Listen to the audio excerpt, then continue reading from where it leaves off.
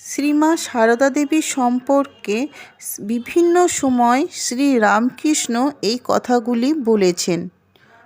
ও সারদা, সরস্বতী জ্ঞান দিতে এসেছে। রূপ থাকলে পাছে অশুদ্ধ মনে দেখে লোকের অকল্যাণ হয়, তাই এবার রূপ ঢেকে এসেছে। ও জ্ঞানদায়িনী, মহাবুদ্ধিমতী।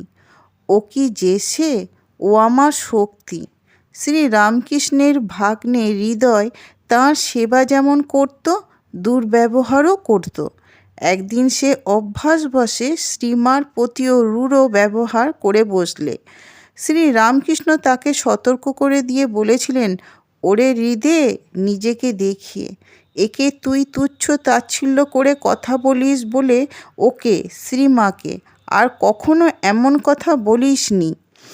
এর ভেতরে, অর্থাৎ শ্রী রামকৃষ্ণের ভেতরে যে আছে সে ফোঁস করলে হয়তো রক্ষা পেলেও পেতে পারিস, কিন্তু ওর ভেতরে যে আছে সে ফোঁস করলে তোকে ব্রহ্মা, বিষ্ণু, মহেশ্বরও রক্ষা করতে পারবেন না।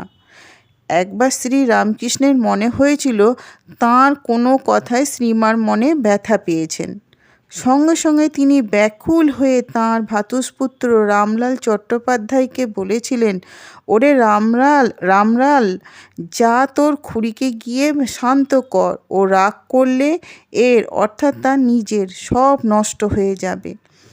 অন্য এক সময় শ্রী রামকৃষ্ণ বলেছিলেন, নহবতে যে আছে সে যদি কোনো কারণে কারোর ওপর বিরূপ হয় তো তাকে রক্ষা করা আমারও সাধ্যাতীত।